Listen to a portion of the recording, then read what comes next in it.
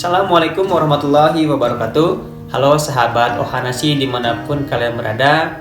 Hari ini saya akan mencoba sharing bagaimana caranya untuk memasukkan anak ke Hoikuen di Jepang. Pada hari ini saya akan mencoba menjelaskan beberapa poin, diantaranya persyaratan sebelum masuk Hoikuen, persiapan sebelum mendaftar, prosedur pendaftaran, negosiasi sholat dan obento kepada pihak Hoikuen, kemudian kegiatan sekolah, kondisi sekolah, biaya, dan hambatan-hambatan yang ditemui di Hoikuen. Ikuti terus Ohanashi ini ya.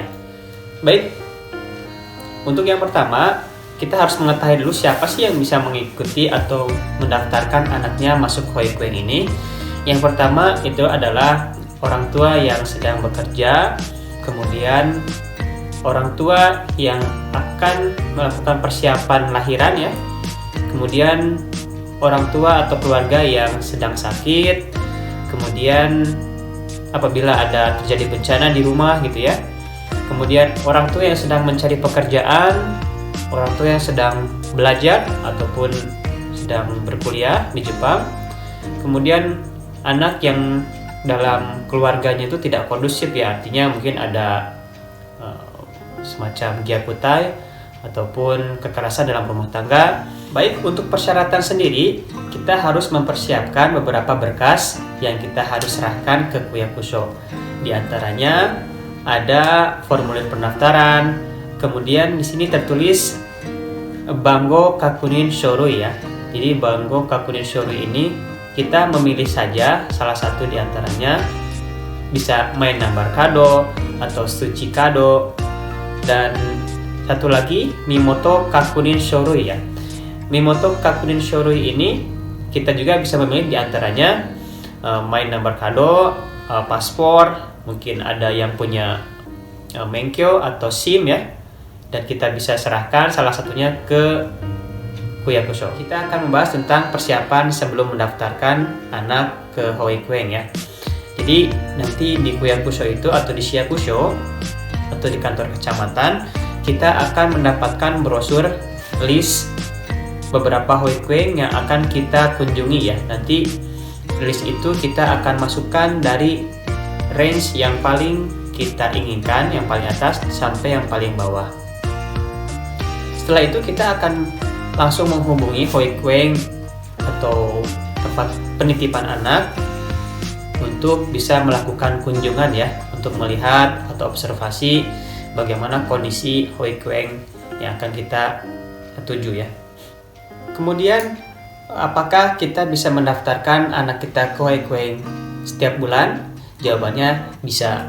Jadi di Jepang ini tiap bulan dilakukan pembukaan pendaftaran untuk Hoikuen ya. Tapi untuk peluang bisa masuk terbesar untuk Hoikuen ini adalah di bulan 4 ya. Jadi pendaftarannya dilakukan di bulan 3 sehingga di bulan 4 kita bisa masuk tahun ajaran baru. Baik, setelah kita menyerahkan berkas ke Kuyakusho, kita akan diberikan ya laporan ataupun keterangan apakah anak kita diterima atau tidak. Kemungkinan yang pertama, anak kita langsung diterima di Hoikuen yang kita tuju ya, dengan adanya telepon ya dari Kuyakusho. Nah, kemungkinan yang kedua itu Horyu ataupun ditahan dulu, dengan artian anak kita belum diterima. Nah, apabila belum diterima, nanti tiap bulannya akan ada terus pemberitahuan ya. Nah, di sini ada poin, apabila anak kita tidak diterima ya, kita akan bisa melakukan pendaftaran lagi ataupun melakukan pendaftaran ulang ya untuk bisa mendapatkan Hoikuen. Nah, apabila anak kita diterima, kita akan lanjut ke step selanjutnya, yaitu kita harus yoyaku ataupun kontrak dengan Hoikuen ya.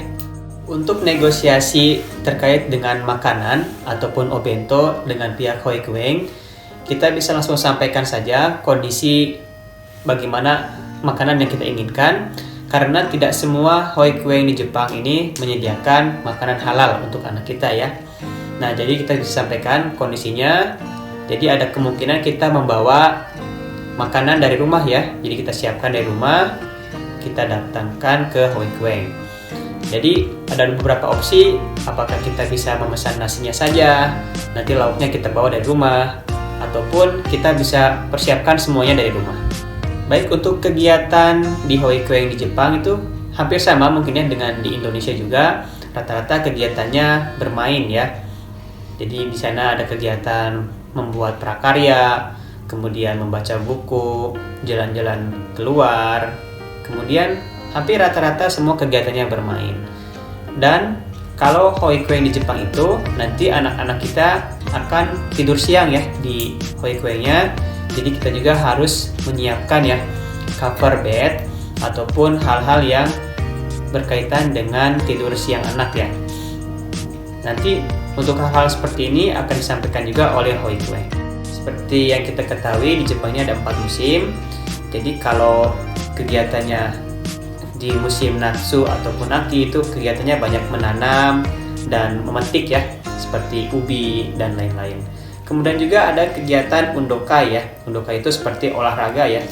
Olahraga diperkenalkan kepada anak-anak dan untuk pelaksanaannya itu bisa disesuaikan setiap Hoi Kueng masing-masing. Kemudian ada juga kegiatan Tanoshimika ya ataupun pentas, di mana anak-anak yang telah dilatih oleh sensei itu biasanya nanti akan dilakukan pentas, dan untuk waktunya bisa tentatif ya dari setiap Hoi Kueng itu sendiri. Kemudian ada kegiatan-kegiatan tambahan ya, seperti kita bisa diajak untuk jalan-jalan keluar gitu ya bersama orang tua.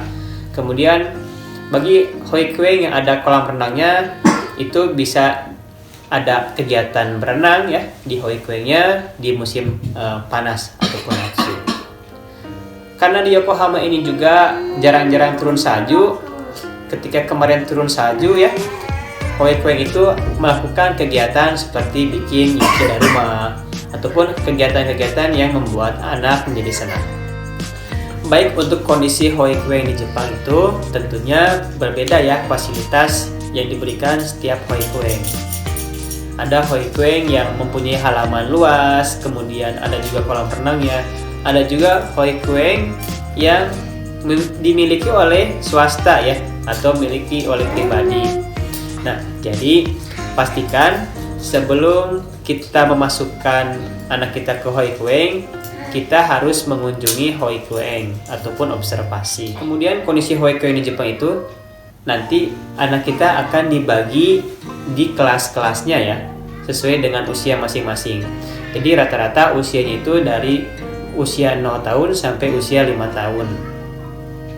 Nah, rata-rata satu kelasnya berisi dengan kurang lebih 10 sampai 20 orang ya, tergantung kepadatannya.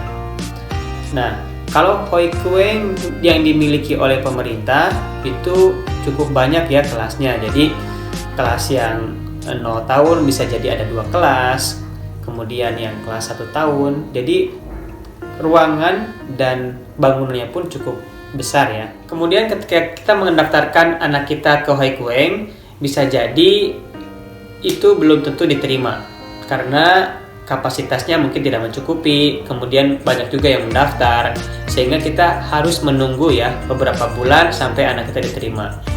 Nah, di sini juga ada beberapa prioritas ya bagi anak yang bisa masuk Hoi Kueng. Artinya untuk prioritas ini dibagi menjadi A sampai I. Untuk biaya Hoi Kueng dibagi menjadi 2 kategori. Kategori yang pertama itu dari usia 0 tahun sampai 2 tahun. Dari usia 0 sampai 2 tahun ini, biaya yang dikeluarkan oleh kita yaitu disesuaikan dengan pemasukan kita per bulan ya. Jadi nanti pemasukan kita per bulan akan disesuaikan dengan list yang sudah ditentukan di buku panduan. Nanti kita bisa mengecek sendiri, dan biasanya ini terkait dengan pajak yang kita bayarkan ke pemerintah Jepang. Kemudian untuk usia 3 sampai 5 tahun pada dasarnya itu gratis ya, jadi tidak mengeluarkan biaya untuk Hoi Kuengnya ya. Akan tetapi kita harus pastikan untuk biaya-biaya tambahan ya. Mungkin seperti tadi ya, ketika kita membawa bento dari rumah, untuk nasinya seperti apa itu kita bisa pastikan di Hoikueng-nya, apakah kita bayar atau tidak.